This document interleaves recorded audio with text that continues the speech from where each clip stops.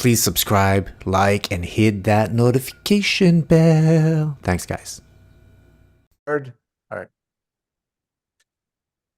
Okay, everybody, it's great to have you on our channel again. And it's myself, Kevin Wadsworth, and Patrick Karim, of course, northstarbadcharts.com. And we're honored to have Chris Vermeulen from the technicaltraders.com with us today. Hi, Chris. How are you doing? I'm good, Kevin. And yeah, thanks for having me on the show again. Hi, Chris. It's always a pleasure, always a pleasure. And I like to go into these podcasts and interviews without actually too much preparation, because I actually like to just approach this as if I was a sort of a newbie to all of this, and trying to get my head around what your views are, what your opinions are, assuming that I've never heard of you before and I don't know what your viewpoint is. So that's how I tend to approach these things. So I'm just going to go straight in there and ask you how you've been navigating the markets over the last few months, how you've seen things developing over the last few months. We don't always look backwards too much. We'll try and look forwards a lot, but I think sometimes it's good to just recap what's happened over the last few months and how things have worked out compared to expectations. Things like, for example, cryptocurrencies and the strong rise for Bitcoin, and of course gold and what that's been doing. And set alongside that the stock markets and the general economy as well. So maybe just start with a quick look back and how things have panned out, alongside your expectations. Yeah, well, there's a lot to unpackage there. If I share my screen, we can touch on it from a really high level, and we can zoom in where we want to go after that. But if we were to just take a look at, so this is the SP 500 on the left-hand side, just the daily chart. It's color coded. So again, I'm like you guys, I'm a pure technical analyst. I just follow price, I follow money flows, cycles, all those things, put them together to get my kind of direction of the market and how strong it is. So long story short, I know a lot of people have been betting against this market. They think it's going to top out. They keep buying inverse ETFs and put options. We see waves of this, which I'll touch on this right-hand chart in a minute. But more or less, this market just continues to keep on chugging higher. And it's, you can't fight this trend. Really, right in November, mid-November, we had a new trigger where the stock market trend turned up. All kinds of money flow started to pile in. People were getting into risk on assets, hand over fist, and the momentum was strong. So I mean, when we look at it if you strip out the Fed, you strip out all the news, you get rid of everything else, you just follow price. This is how I see the markets color coded. Is we're in an uptrend. Things are starting to get a little volatile. We're starting to see a lot more kind of runs and gaps and pops and drops and a lot of chop in the market, which is telling me we're starting to get a little bit tired, a little exhausted. But it doesn't mean the market is going to roll over. It means the market could actually pop. And as you guys know, we can see some of the biggest moves happen right before a market bottom or just before a market top. We see one big surge that typically sucks people in or scares them out, depending on the direction. So from a high level, I mean, this market is doing exactly what we've been anticipating and expecting. And I have a way of breaking the markets down that I can see what investors and traders are doing with their money with this color-coded chart. And this brings a whole bunch of things into perspective, but more or less, whenever we get red bars or even orange bars in the market, that is when investors are nervous. It's when they're dumping their shares and they're typically buying inverse ETF, put options, all of those things. They're betting on the markets rolling over. And typically when the masses are doing that, the market goes the opposite way. It'll push higher. And then of course, it just keeps repeating and people keep getting on the wrong side. They keep thinking the market is just going to break down and they get put on the wrong side. So we've just had a very big stretch of this happening. We just had like 2 weeks and the market is still nervous betting on falling pricing.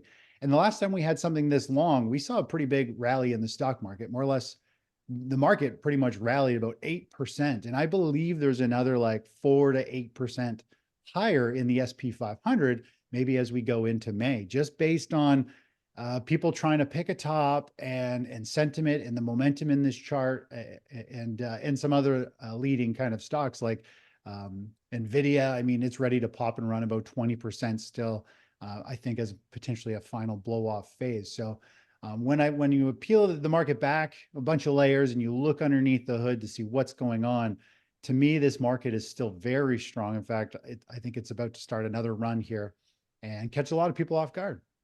Hey, Chris, Yes. what's that moving average on the left on the blue? Yeah, what's that one? That's a 50-day moving average. The 50-day? Okay. So it's Yeah. pretty fast, and it's never went below the 50-day, which is a fast moving average. So it's been trending rapidly, right?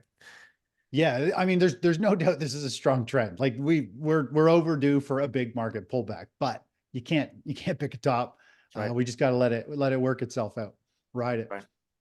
Yeah, Yeah, it's interesting that you mentioned Nvidia there. I mean, a huge market cap, that particular company, and if it goes much above about $1,000, it's breaking out above a very clear upper resistance line. It's actually been in something of an expanding, rising wedge over quite a long period of time now, and that would tend to indicate, as you said, the likelihood of some kind of a blow off top. I mean, that rising wedge goes all the way back to 2017 on the monthly chart. It certainly would tie in with what you just said there. I mean, technically the target on Nvidia really has been reached. I mean, I set a target of around about $1,000 a month or so ago, and I thought it would probably take 3-4 months to get there, and it's done it within about 4 weeks. Yeah, yeah. So it's fascinating. Of course, I'm using the log chart for Nvidia. That might make it look different on the non-log scale, of course. Hey, Chris, but sorry, what software is that? I always want to ask you there. What are we looking at? I've never seen this software before, your trading software. yeah. This is eSignal. So E-Signal. I've used it forever. I've coded all my strategies into it. I'm just kind of locked up in it. Although I do like it. It's easy on my eyes. I know how to use it. It's super basic, but it can do pretty much almost everything you want. Ah, So. cool. Oh yeah, I see it on top E-Signal apps. Yeah, it's like yeah, no, it's fine. I think you're the only one I've ever seen like Yeah, there's not many of us who use it. I'm just grandfathered in. That's it. I'm stuck in it. yeah, just like those people with the stock charts. It's like stock charts. Ugh, it's like I used to be a paying member of stock charts, but sorry guys, it's like that platform needs a rehaul like big time. They've done a lot. I was a member of Stock Charts. I was like Yeah. one of their first members, and I was top of their list for their watch lists that were on there. But I was a member there. I think I got 15 years badges, and I gave up on it. I think a year and a half ago because I never used it. I just didn't want to give up on it, but I never use it. Yeah. But it's Sorry, good stock platform. They charts. got lots of stuff. Sorry. All right. Sorry about kind that. of sentimental for stock charts is where I started as well, but it's Yeah, we all it's kind did. of clunky, and it's Yeah. Yeah, not the best. But so your view on the stock market is perhaps that the run may be limit. So okay, so going forwards then, perhaps 6 months, perhaps towards Q3, Q4 of this year. How do you see things panning out for the stock market over the much longer term, in relation to cyclical behavior, sort of multi-year cyclical behavior? Yeah, so like I like to look at the market, Stan Weinstein's kind of view, where you've got 4 stages, and I believe, well, depending on what asset you're looking at, for example, like growth stocks, small cap stocks, they've been in a stage 3 topping phase really since like February, March 2021. So Well, in fact, they've been in, Tesla, I think, is probably breaking down from that if you look at the Tesla chart yeah, as like well. this So yeah, it's this interesting you this say whole that. pattern here with the blow off top and the complacency and the breakdown. I mean, if you look at this whole 4-stage pattern, and then you go over here and we look at the ARK ETF, it gives Yes. you obviously it's to the T what happened. We went from a stage 1 blow off phase, complacency. I honestly think the ARK ETF, 6-8 months from now is probably going to be down where it was way back over here. I think it'll be down in the teens. I think this is just a big pause before another leg down when the stock market goes down. But more or less, small cap stocks they've already broken down and they're in a big bear flag. The Russell 2000, I think, is a really good view of the market. If we look at the Russell 2000, we put in a top. We've got this complacency move, and I think eventually we're going to have another big move down. And another actually good one is the RSP ETF. This is the equal weighted. Can I just pause you for a second there, just whilst you mentioned the Russell? Sorry to interrupt there. Patrick's pointed out a few times, and he probably knows what I'm about to say, but the Russell, I think silver tends to like recoveries. Silver likes small cap stocks doing well. So if as you say, later on this year at some point, that thing rolls over in a major way, then that also hints at issues for the precious metals, doesn't it? You might want to mention that later.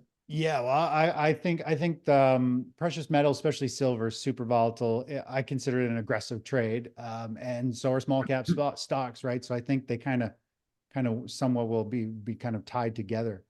But you know, the nice thing about the Russell 2000, it's a much bigger, broader basket of stocks and nowhere near the highs. It is in this complacency, this stage 3 topping phase. It's just putting in time before I think it breaks down. And another view of the market is RSP. This is the equal weighted SP 500. And really, the market has really just, whoops, let me grab a pencil here. The market has really just come up and poked to a nominal new high, putting in potentially a double top.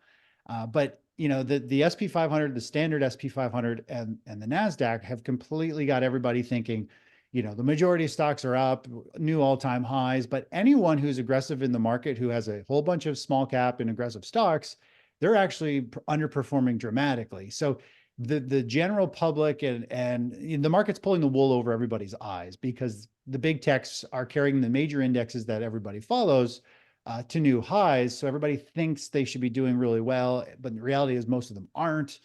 You know, bonds are flagging and been pulling down for months. Most stocks are down and just really trading sideways.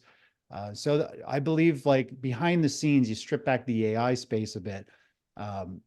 You know, a lot of those big 7 tech companies don't look that good. They actually are in kind of downtrends. They've all had a nice bounce and rally. And if they roll over and sell off here, this whole market's going down real quick. So I feel like the music is about to end, but we're just going to ride the trend until the music stops, and then we jump ship when the trend technically reverses. So the playbook from the 1970s and the period between 2000 and, let's say, 2012, the playbook is very much along the lines of stock market rolls over, precious metals go down with it, and then very quickly precious metals rise into a enormous bull market, whilst the stock market goes nowhere for more than 10 years. Do you see that playbook repeating? Yeah. So I think a good example of this is if we were to, I believe the precious metal space more or less started kind of a new super cycle in 2019, very similar to kind of how it started to break out in the early 2000s. Then we saw a multi-year consolidation, and then we saw precious metals rally and do really well into the end of the 2008 kind of economic cycle, the stock market top. And I believe we're in the same thing. We've just had a multi-year consolidation. Everything's bigger and amplified now because the price action's moving up. But we're now seeing gold, silver, and miners gold's leading the way. Silver and miners are still struggling, but we're starting to see this run up. And then eventually, I think we're going to see the stock market put in a top, and then it's going to probably top out with gold. We'll see gold probably flounder, and silver and metals and pull back. And they'll probably be one of the first to rally and take off. Like we saw gold during the 2008 financial crisis. It fell about 35%. I think gold, whenever it pulls back, is going to pull back somewhere down, somewhere into this area again. But then I think it's going to take off to a multi-year rally. And this will be one of those rallies that anybody in the precious metal space has been waiting for, which is gold miners go absolutely ballistic. More or less quarter after quarter, prices are going up. Almost month after month, they're going up for years. So this is like one of those kind of, once, twice in a generation opportunity, I think, in the precious metal space. We're not there yet. Yes, the ship is taking off here for gold, but there's not a lot of conviction yet, just because silver and miners are still in a downtrend. They're just trying to break out of those consolidation periods that they're in. But even if they do break out and rally here, again, I still think they're going to get hit with the overall market maybe later this year. And then eventually they'll probably be one of the first to rally, as you just said, Kevin, is that they can take off for years and rally with the market and outperform the market, because people are going to be wanting to go to a currency. I mean, the dollar could have a huge collapse. And this is one of the things that I'm actually looking forward to or looking for is, I think the dollar back in 2000, the dollar, the stock market sold off, the dollar went up. I think we're going to see the dollar continue to take off, potentially get back up to the 114, 120 range. And when all that happens, when the dollar goes up, that probably means the stock market's collapsing, people are liquidating, people naturally still see the dollar as a reserve currency, which it is, but they'll move to it and it's going to strengthen. This will put pressure on precious metals. But then once all that's done, I think we're going to see the dollar fall out of favor and people are going to be moving into physical metals. They're going to be probably moving into cryptos.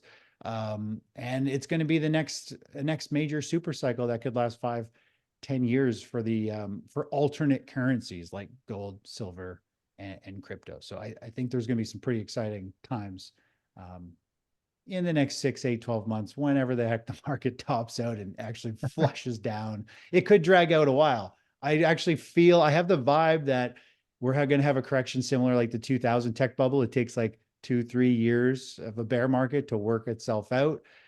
Everybody's wealthier than they've ever been. I mean, there's a bubble in everything. Everybody feels good. They feel financially safe. And typically when you feel really good and everything's good, usually there's only bad things left to happen. And the market is great at really pulling the rug out from underneath your feet. So that is my concern. That's the whole reason why I kind of do what I do. I'm trying to help people see, like, we need to protect our capital. We need to be prepared. A falling market is a good thing. It cleanses the market. It's an opportunity to make money. Stock prices fall usually 4 to 7 times faster than they rise. So we can make a lot of money in a very short window of time, have the most money we've ever had at the beginning of a new bull market cycle. So you can get into dividend stocks. You can get into real estate, precious metals, everything that's beat up and fair value or even undervalued. So I'm looking forward to a recession. I just want the air cleared. I mean, I don't know if the Fed and the governments are going to let it, if they're just going to keep printing and pushing things higher. But a correction is a healthy thing for everyone in the long run. Hey, Chris, you just mentioned like the Fed. It's kind of weird because sometimes I feel forced to have, not forced, but I have to mention it because people, they want to hear that. But as pure chart traders, we don't care what the Fed, I see them as a symptom. It's like everybody's looking at the FOMC meeting, but the trend, the market participants already established the probabilities of what the Fed's going to say before they even do it, right? There's Fed fund futures, there's a whole bunch of stuff. So it's like, it's weird. I feel bad at myself sometimes, like mentioning like, oh, the Fed this, the Fed that. But when you zoom back, I think like there's symptoms more than anything else. You know, it's like these huge pendulum swings creating these Stan Weinstein stages. It's like, yeah, exactly. So for example, like, I don't follow the Fed. I don't really care what they say because it doesn't matter what they say. It doesn't make sense. Yeah, I don't trade it. And everybody reacts differently. No matter what they say, you never know how the algos or people are going to react. I think it was last week, the Fed came out and said something, and I don't watch it. I didn't listen to it. I know somebody will eventually, or I'll see something that tells me what the Fed does. And somebody who's not even involved in the market said, oh, the Fed didn't raise rates. I'm like, oh, good. I figured that. But I mean, it means absolutely nothing. All I do is I tell my subscribers when there's a Fed meeting is prepare for some volatility. It's just a whole bunch of chaos, a bunch of emotional people thinking that they're going to be able to make money off what the Fed says. Just ignore the chop. It's just going to be a blip on the chart. And whether it signifies a top or a bottom, I mean, usually if the markets continue in favor, even if the Fed news goes against what we want, but the trend is up, we tend to see the market sell off sharply. Yeah. And a couple of days later, it's recovered and it's going back up. Just follow the underlying trend because generally a piece of news won't change a trend. It'll put a blip on it, could send a ripple, but there's a lot is open to interpretation as well. I've heard a lot of people say over recent months and years that precious metals, they're waiting for rate cuts. I sit there and I think, well, hang on a minute. When precious metals had their greatest bull run ever in the 1970s, where were the rate cuts then? You're missing a large part of the equation if you're sitting here thinking, well, precious metals aren't going to do very well unless you get rate cuts. And now what have we got? We've got the probability of rate cuts reducing. Unsurprisingly, when you look at the 10-year yield chart and the significance of the fact that it's broken out of a 40-year downtrend, and also the debt to GDP problems and the outright debt problems, so it's hardly surprising. And with the likelihood of rate cuts receding, what's gold doing? Well, it's shot up from $1,600 to $2,200. We've had a $600 rise already, and we haven't even got started yet. Gold hasn't even begun to break out versus the S&P. We haven't seen those capital flows yet. So You know, a lot, as I say, a lot of it's, I think, I'm sure you agree, is open to interpretation anyway. What isn't For open to sure. interpretation in such a, you know, major way is the chart analysis. A chart breakdown is a chart breakdown. A chart breakout is a chart breakout. You know, a ratio breakout is a ratio breakout if you can spot the capital Yeah, it's flows. either So trending up, down, or sideways, and you decide yeah, whether it's strong enough if you want to take part on whatever it's doing. And the whole thing with the rate cut, to me, it's like I don't follow too much into the rate. I don't follow into the rates at all. But um, if there's rate cuts, it means there's chaos. That means there's blood in the streets. The Fed's trying to help people, and that means panic selling, forced liquidation, margin calls, and gold goes down. Like to me, you know, big rate cuts is saying weak times, difficult times. And usually I look at the stock market like the ocean. When the tide's going up, it lifts all boats. When it's going down, all boats go down. Well, when we are in a bear market, we are in a recession, the tide is going down. Almost all assets are going down. So you need to either flip your position and benefit from the falling pricing or step aside and just let things fall and rebuy it back later. You need to do something like that. I don't believe in holding anything going down, and falling rates is generally a pretty bearish sign for it's usually the Fed trying to, you know, save something, support something. you've touched on cryptos once or twice. I just wondered what your view was on Bitcoin in relation to, you know, what you're saying about the stock market, whether Bitcoin is able to sort of prove itself in a way by kind of decoupling from the stock market, or whether it'll tend to continue to follow tech stocks. Yeah, I mean, I'm not a big crypto fan, but just looking at the chart, I'm not a fan of anything that just shoots straight up. Usually, what goes straight up comes straight back down, at least for half of the move.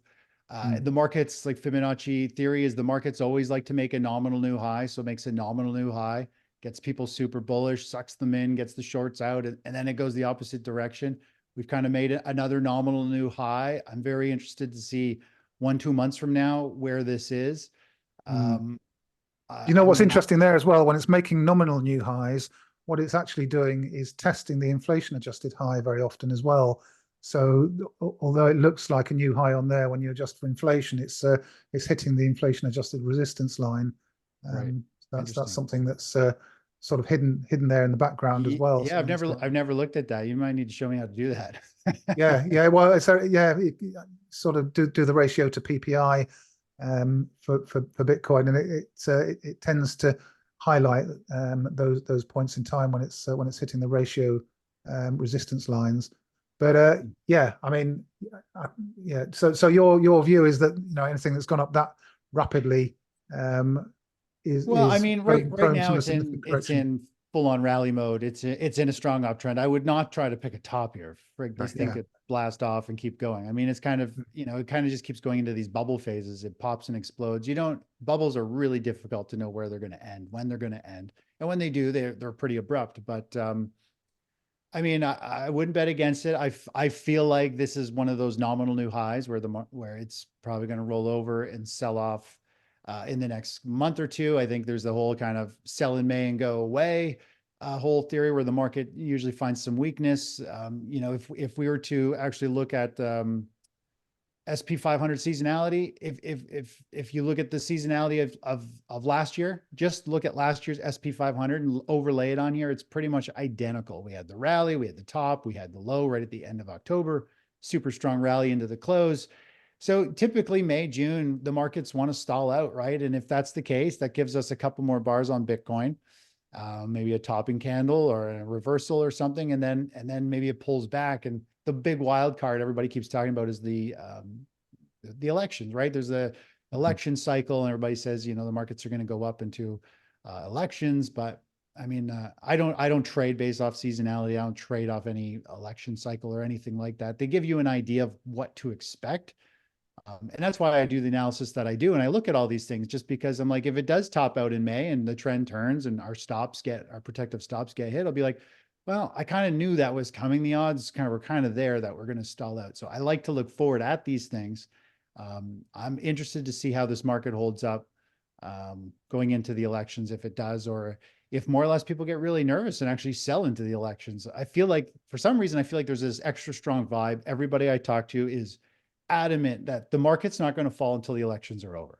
And that to me is like a red flag. I'm like, okay, so if everybody keeps saying that, I feel like it's going to do the opposite. It's going to be like a huge sell-off into the election. So we'll see how that goes. It's just a pure, people's sentiment vibe. I mean, everybody says some of the YouTube videos or comments that I get on my videos, people are so adamant. They're like, the market is not going to fall. It's going to rally like crazy levels into the election. And so it's going to be interesting. That's that chart. You're talking.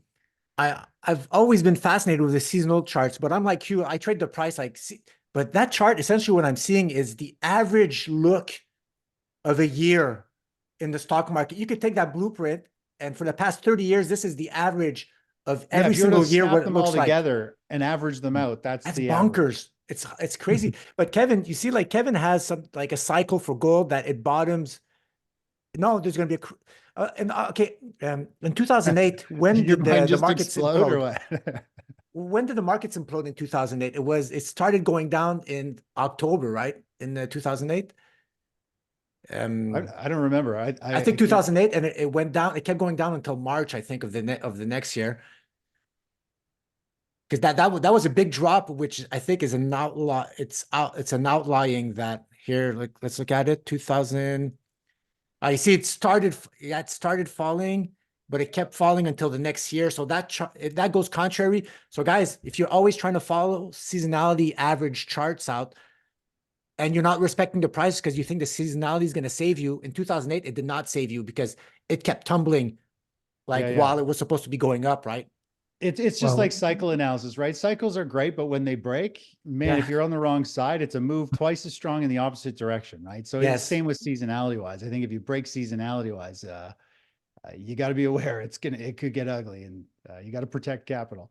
It's a little bit like saying, Pat, that the average temperature on a June day is 25 degrees Celsius, and then you expect it to be 25 degrees Celsius, and it ends up being 15 degrees Celsius, and you're wearing the wrong clothes. Just averages mask day-to-day variations, just as they do in the stock market there. So you're right, in my view, you do have to sort of take more notice of what the actual chart itself is doing at any given point in time. But all of that ties in with the gold cycle. I mean, gold has a 4 to 8 year cycle. People refer to it as an 8-year cycle, but when you actually analyze it, it's 7 to 8.5 years, going back to the 1970s when when Bretton Woods was the Bretton Woods agreement fell apart. So a 7 to 8.5 year cycle does mean that low that we had back in late 2022 could equate to the major cyclical low for gold. But prior to that low occurring, my thinking was that it would actually happen late in 2024, somewhere close to the election, which is obviously the year that we're in at the moment. So there's a big question mark in my mind as to whether we see gold going up to the mid 2000s, even the upper 2000s, and then falls maybe several $100, 20-30%, as we sort of move from later this year into early next year. So there's a big question mark there. And I think with the gold rally developing now, I don't know how you feel about this, Chris, but with the gold rally developing now, my feeling is that it's going to be very, very important for precious metals investors to identify the top as it's developing, and then step aside, just cash out, take your profits, step aside, because it's quite possible and maybe even probable that we see a 20 to 30% decline from that point. I mean, I've looked at a number of different targets, and they seem to come out anywhere between 25, 27, 2,800, somewhere usually below 3,000. But there's a number of different techniques you can use to estimate the targets. You're looking at one there, and it's coming out in that ballpark. So another $300 or $400 from here, I would sort of suggest that that's likely to be a good place to exit into strength, rather than waiting for the thing to roll over and exiting into weakness at a lower point. So exactly. Yeah, I love Fibonacci extension. So I took one off the low here and one off the low, and I find this is the most powerful tool for levels. You get the rally, you get the pullback. I find the 618, if price comes to the 618 and then pauses and consolidates for a couple bars, we almost always go up and hit the 100% measured move. I'm expecting gold to potentially maybe have a little hiccup here, pause and stall out a bit, which is a good thing. And then I think we're going up to that 2,700, which kind of been expecting for a long time. And then, as you just said, Kevin, I think we could see that a pullback somewhere down in this range if we have a bear market phase, just like we saw back in 2008. We saw a big pullback, 35% pullback, before it takes off to the moon. And that'll be like the dollar collapsing, quarter after quarter, helping push commodities higher. So, I think there's upside potential in the metal space. I think there's also going to be some downside risk that kind of need to dance around the market unless you just want to hold and ride it out. Depends if you're a trader or an investor point of view. But I like gold here. I think gold is still a great buy. I think maybe we can buy at the same price or a hair lower a year from now. But overall, that'll probably be the last opportunity, I think, before we're, in the above the 3,000 mark, breaking through these levels here. Yeah, I mean, that's all precious metals investors, they seem to sort of really cop it sometimes and have to go through very long periods of sideways consolidation and giving It's back painful. gains. Yeah. But I mean, when you stand back and look at that chart, it's moved from bottom left to top right. So gold is doing what gold does. It's tracking loss of purchasing power through the decades, and it will continue to do that over those longer time frames. It just tracks loss of purchasing power. You could pretty much do the same thing with, I don't know, a house, or I don't know, the price of a loaf of bread or a car. They track loss of purchasing power. Exactly. It's not that exciting of an investment. It's pretty slow. I think one of the reasons why gold is holding up and making new highs while silver and miners aren't is simply because when people buy gold, they're not thinking of just flipping it and selling it for a profit. They buy it, they keep it, they forget about it. They believe in it as an insurance plan. They want to own it for hopefully one day it skyrockets. And it's low volatility. A big day on gold, is 1%, 1.5%. It's not super volatile, whereas silver can move tons. Miners can move like 8-10% a day, the whole sector or itself, which individuals move even more. So the nice thing about gold is it's that global defensive play. It's a nice store of value. Investors can put large amounts of money into it and know they're not going to lose 30% of their value in like 3 weeks if there's like a crash or a wipeout. Like, silver fell 65% in 2008. Yeah, it's a lot of money to lose, if you put a ton of money into it. So there's stability in gold, which is why it wants to keep going up and carrying its value and keeping up with things. It's going to be interesting, isn't it, to see if the recessionary period that we're likely to see in the not too distant future turns out to be deflationary or stagflationary, because there are some indicators there that inflation is going to be a sticky issue, and I'm sort of seeing that in some of the commodities at the moment. We've been tracking some really big moves in random commodities like cocoa, of course, and olive oil, and we've seen zinc making big moves in the past, and lumber, and they all seem to be popping like popcorn at various different times. But we're seeing energy stocks looking strong at the moment, aren't we? And the oil sector starting to wake up. And if we start to see sticky inflation, you start thinking in terms of stagflation and parallels with the 1970s, and a lot of what you just described there with gold, having a large pullback and then really accelerating. That's a hint at something much more inflationary unfolding in perhaps 2 or 3 years' time. Yeah, the energy stocks are like, they're ready to explode. They're ready to have a huge run, just like they did just before the 2008 market top. Take a look at the chart here. Let me pull it up. If we look at XLE, this is the monthly chart. And I mean, it looks and feels, we've had this huge run. We got lots of volatility, consolidation, however you want to draw this. And then it just blasted higher and just kept going up. Maybe we're more in this phase and we're on the final run, but we are definitely in this rising wedge that's got a ton of potential here for it to really pop and squeeze higher. And we've seen this before. We see energy stocks, we see precious metals and miners do really well for a few months. And then the stock market tops out, or the stock market can even start to top out, and these things actually still keep kind of carrying their weight and going up. So I really do think, this is the monthly chart, I think we're only a few more bars away of higher pricing across the stock market. It's going to suck everybody in, and then it's going to get people into the energy space, into the precious metal space. And then we go into some pullback and everybody will be like, how the heck did I just buy the top? But that's what the market does. It is perfect at playing with people's emotions and making them have FOMO. They got to get in. And then they realize, I bought at the worst time. Something we haven't mentioned as well is the yield curve inversion. I don't know if you look too much at the 10-year yield minus the 2-year yield, but of course the yield No. curve is inverted at the moment, and the uninversion of that yield curve Yeah, I haven't usually, looked at the inversion, but yeah, yeah, but yeah, I think rates have stalled out. I don't really think we're going higher. But they might hold their ground for a while, form like a little bit of a, they could chop around and form a bit of a bear flag here before they kind of, go off into a bear market and they start slashing, firing off rate cuts to try and save the day.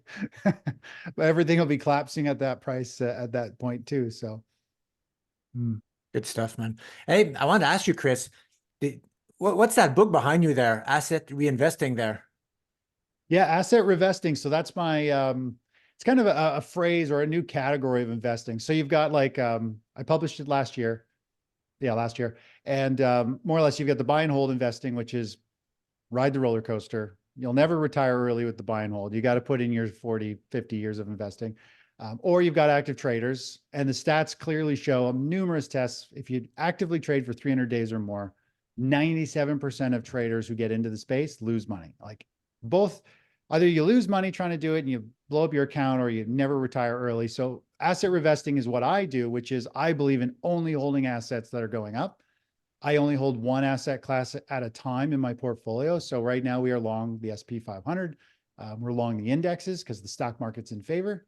When we have a downtrend in the stock market, we'll move to either bonds, we'll move to the US dollar currency, we'll move to something else that is going up. And so I have like a hierarchy as the most volatile at the top, which is the US stock market indexes. I only use ETFs, one ETF position more or less at a time. And as the top volatility play that we want to be in is out of favor, we move to the next one that is slower. Bonds are slower. The dollar is super slow, but it generates nice steady returns when the markets are collapsing and there isn't a clean setup. So I just rotate. It's called asset reinvesting. So we reinvest our capital into whatever asset is moving up or holding its value at any given time. And it really streamlines a portfolio because we have like one ETF position at a time. That's fine though. It's simple and it's liquid and it's easy. And if the guy has $100,000 or 10 million, the ETF's able to absorb that stuff and you get pretty much your price, right? It's perfect. We trade the most liquid ETFs and everybody can pile in. Doesn't matter your trading account size. So you wrote that book, Chris? Yeah. Wow, congratulations. I did not, I totally missed that. That's recent. You published it? Yeah, last May. May. Wow. I updated it in August though. I wanted to clean up a few things from some comments and stuff. Well, so, congrats. I'm probably gonna have to buy that there and read it there. It's always cool seeing somebody write a book. It's like, goodness, it's all that knowledge, all those years you've been doing this, and you're finally putting pen to paper, putting it there, immortalized in a book. There's something legacy about books. It's like we do, Kevin, on the website, and you like we've written like 100 books, but putting it in a book, it's something beautiful. I like it. And I'm not a huge reader. I mean, I love to read when I get on a topic that I love. I'll read books on that topic, but I've always wanted to keep things to the point, right? So it's like 115 pages. I'm like, you know what? No fluff. I'm just going to tell you what it is, the benefits, why it works, how it compares to everything. This is what I do. You either think it's a super logical, great way to go, or it's not your cup of tea, right? So I don't want to waste anybody's time. So it is like a really quick read, and you can skim it, skip the sections you want, because I just want to be as fast and efficient as possible. I don't want to read a 300 pager. Nice. Yeah, it sounds ideal for a lot of investors actually. Yeah. So good stuff, man. I like that. Yeah. Yeah. Evan, what are we doing? How come we're not writing? I can feel Patrick's mind going round and round. So yeah. He's already mentioned to me that we should be writing a book. It's like a lot of work. Add that to the to-do the editing process is painful. Did you have help from? Of course, you must have help around you, right? To put that. Yeah, my partner Ashley and I both wrote the book together, and we had an editor help, and it's to do a good book that reads well and is properly structured. I mean, it's a ton of work. It's a ton of work. No kidding. It's fun when you start and it just gets long in the teeth. You're just like, I just want this to end. Maybe not then, Patrick.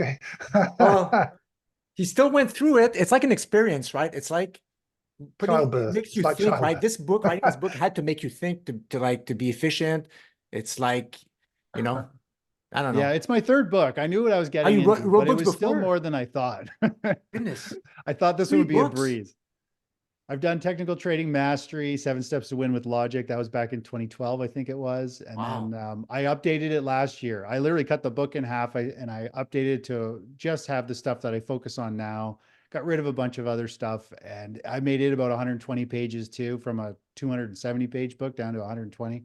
And it just felt good to clean it up and say, if you want my updated versions of what I focus on now and what really works, 10 years later, what still really works well, that's my technical view on the market. Because I break the market up into a bunch of different stuff in that book. Like, I don't just follow price, I follow sentiment, I follow money flows, I follow cycles, I follow a lot of different stuff.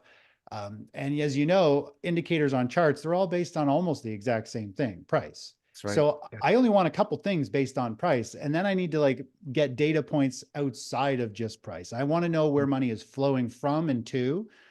All these different markets, I call it intermarket relationships. Intermarket analysis is if one sector or one commodity or asset's going down, that money is flowing somewhere else. And is it flowing into risk on? Is it flowing to risk off? Is it flowing into large caps, small caps? I want to know what that vibe of that investor is doing. And that's what the one of those charts I was sharing, that color-coded sentiment chart at the beginning, that's telling me, are the general public nervous and dumping shares? Are they betting against the market? All these things get combined, and there's nothing more powerful than knowing like what somebody's doing with their money, because that means they're actually serious. So I follow what the scared money is doing, and they're either scared of losing money or they're scared of missing out on making money. And I've kind of found ways to identify those short-term extremes, and that usually create a new opportunity. And usually, unfortunately, the masses are offside. They're always doing the wrong thing. Well, it's not even their fault, because we're only going to talk about something that went up in price. Like, and if they went up in price, then that's in the past, right? So the more you go down the like CNBC and all that, oh, Bitcoin, best performing asset of the year, went up 100%, 200%. Well, okay, well, how much is left in the gas tank, right? It's like you've consumed that run, you've consumed those hundreds and thousands of percents, right? We're not at Bitcoin $1 anymore. I don't want to pick on Bitcoin, but any asset, Yeah. And people, oh, it went up, and then in their head, if I would have bet 1,000, I'd be a millionaire, I'd be retired, and then they dump it there. But I'm sorry. Yeah, that's I why it's know. usually time to get off the ride, isn't it? Yes, Yeah. it's like without charts, how could you see something that's just about to break out? You cannot see it without charts. That's why we're trying to convince people. You can listen to news, but they'll never. It's rare they'll be talking about gold right when it's breaking out. They're going to wait until it's at the target practically to talk about it. Who was talking about uranium about 3 years ago? If it wasn't for the odd chart geek on social Yeah. media who spotted that uranium was breaking out back in 2020, the narrative had been the same for year after year after year. The narrative's great for nuclear energy and for clean energy and for clean power. The narrative didn't change, but the technical chart breakout is what changed everything. And at that point, the technical charts confirmed what some guys have been saying, in terms of the narrative for year after year after year, whilst it been going down 20%, 30%, 40%, 50%. That's not the time to be investing. The time to invest is when the chart breakout occurs. And okay, if the narrative falls in line with that, that's great. But that at that point, that's where all the gas is in the tank. When everyone's talking about uranium, well, that Pat just said, how much gas is left in the tank. And in fact, we've been having a long pause and pullback in the uranium sector over recent weeks, just after everybody got very excited all over social media about it because of the spot price of uranium, which has since pulled back about 25%. Yeah. So, it illustrates your point perfectly. Yeah. Well, I mean, I lost a ton of money during the tech bubble. When it burst back in the early 2000s, I was buying companies that were growing. They were actually growing quarter after quarter, and the share price just kept plummeting, like cut in half and then cut in half again. And that was when I blew a gas. Okay, I'm like, I just lost all the profits I made for the last couple of years. Everything is gone, and I'm buying strong companies. And I'm like, okay, the strategy is broken. It doesn't work. If we're in a raging bull market and you're buying the leading companies, got the best earnings, fundamentals can help you maybe identify some of those, unicorns that can take off. But man, you just have to follow price. If it's going up, own it. If you like it, if it's going down, get the heck out of it and find something else. It's, to me, I don't fall in love with any position. I honestly don't want to be in the markets. I tell, subscribers, I'm like, listen, I can't wait till we hit a target. I can't wait to peel off some profits and move our stop up. The sooner we can reduce our risk, I look at the market like it's always trying to take our money. And other people, everybody else is like, I want to be in the market. I want more positions. I'm like, all you're doing is you're feeding the monster, and he's going to chew you up and spit you out if you don't know how to manage risk and your positions. And most people don't. I've sold courses on how to manage position and risk. Nobody wants it. No, you can pretty much give it away. Nobody will watch it or read it because it's not exciting. They'll just take a random, I'm just going to throw 10 grand into this trade. I'm going to throw this stop on it. I'm going to do this. And So they have no regard for risk or anything. And I can't help those people. And I know exactly when I'm talking to one. You're I'm like, this isn't for you. I 110% can't work with you. Hey, Chris, Yeah, if I want to absolutely. have low likes on my Twitter, I talk about risk money management and that nobody should risk more than 1% or 0.5% of their NAV on a trade. Crickets. Crickets. Oh, yeah. But if I no. do a silver chart where I said it went up 1,500% in the 70s, oh man, the likes are blowing up through the roof. I know. People are attracted to it's just like a bug zapper light. If you put out something really shiny and bright and all this opportunity and huge stuff, they all come flocking to it. But that, I mean, we need, unfortunately, we need those people to make the world go around. We need suckers who are going to buy the highs. We need suckers who are going to sell the lows. We can only help those with an open mind who are willing to accept that, hey, you can follow the price, you can actively manage trade positions. Yeah, and Patrick's just had to disappear to answer the front door by the looks of it. But I mean, you learn the most from those mistakes that you make in the early days of trading. I was much the same in the early 2000s. During that sort of period leading up to the financial crisis, I thought, oh, there's a banking stock here. It's cheap as chips. I'm going to buy that and make a killing. The bank went bankrupt and out of business. Northern Rock. If you haven't heard of Northern Rock in the UK, look it up. I lost a fair chunk of savings in that. And then, having an analytical, scientific mind that I do, I just thought, right, I need a roadmap here. I need to be able to see exactly what's going on. Fundamentals are not the way to go. I need to have a chart. I need to have something. And this as well, that I always say to everybody, the fundamentals is the chart, or the other way around, the chart is the fundamentals, because what is building that price chart? Well, I'll tell you what's building that price chart. It's every single fundamental that everybody in the market knows, all market participants, with what they think and what they know and what they think they know about the fundamentals, are conveniently put down on that price chart for us to look at and analyze. So why look any further? That chart is the fundamentals. Yeah, that's it. Well, I was never a big reader. And the last thing I like doing is looking through financials, looking at PE ratios, looking at earnings, waiting for earnings calls. I mean, that got old really, really fast. To me, my excitement every morning, because I do morning videos every morning before the opening bell, I cover all the major stocks and indexes for subscribers, is I like to just boot up my platform and jump into the video without looking at what went on, because not much usually changes overnight. And I like to just hit the charts fresh and be able to analyze like on the spot. It's like my little exercise. And my point is, with technicals, literally we could close our eyes and just take a quick glance at the chart and be like, okay, I'm bullish on that. Like we can see the trend. We can see if we like that chart pattern or not, if it fits our style, right? So it's visually, it's super fast. You don't need to read. You can just flick through all your charts in about 4 minutes and be like, I don't see anything moving today, or this one's, got something interesting. So it's so efficient. Just chart reading, I think. You could just look at the 11 S&P sectors, because practically all the instruments in each sector get those capital flows, and those charts will look similar. Like the XLE, I could pop in the CNQ, whatever companies in the XLE. The chart, some are early birds, some are laggers, but look at 11 charts, the 11 sectors, and you'll know exactly what's happening. Yep, exactly. Pretty much. Yep. That was good. Sorry, guys. I'm having some guy there doing some pavement work there, and he's a little early. I told him 11, but anyways, I'm making him wait outside. Am I at least they showed up. This is crazy, these contractors these days. Oh, goodness. Well, you're making him wait outside in Quebec, where it's probably about 10 degrees below freezing. No, it's nice now. It's nice, Kevin. We're plus 10, okay. 12. It's barely no snow this year. I think, Chris, you're in Toronto, Ontario. Yeah, north of Toronto, we're +5, no snow. We haven't had snow in like 2 months. Yeah, it's crazy, right? It's crazy. It's Crazy. like, We should be like snowbanks and digging yeah, tunnels and forts through them, and no. no, it's done. Same here in Northern England. You know, no snow all winter, and seems to be a thing these days, going through the whole winter without any snow. It's a little bit strange, but there you go.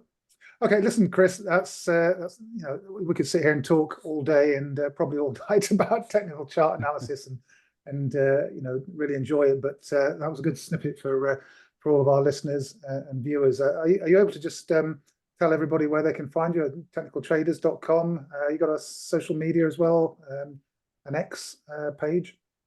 Yeah. So if they want, they can go to my website, which is thetechnicaltraders.com. And more or less, this is where I share my asset reinvesting strategy. So more or less, you just copy my ETF trades. I even have auto trading. If you don't want to learn, you don't want to do anything, it just taps into your brokerage account. My trades will be executed for you. I only have like 5 to 12 trades a year because I'm just catching powerful waves that are rolling through the assets that we watch. And we just hop on those. And when they start to weaken, we move off and we move to another asset. So yeah, technical traders, if you join my free newsletter list, you scroll down the bottom, you can get on here and start to get some of my videos and updates and blog posts. I've written thousands of blog posts over the last 25 years, like you guys, equivalent to like, 100 books. But yeah, so that's where they can find me, and go to Amazon if they're interested in my book and pick it up. And it's a super quick read. It's either you think it's a brilliant strategy or it's just not your style, but it is a pretty powerful, easy way to navigate the markets, as easy as it can get. As always, Chris, it's been fantastic talking to you. Really enjoyed it, and have to make sure we don't leave it quite as long next time before we catch up again and just see how things are going with those stock markets and precious metals, and whether it's playing out the way we're kind of expecting. Thanks a lot, Chris, for your time. Yeah, thanks, Chris. Patrick. Thanks. Pleasure. Thanks, Kevin. Take care. You take care of yourself. Bye-bye. All right, guys. Please subscribe, like, and hit that notification bell. Thanks, guys.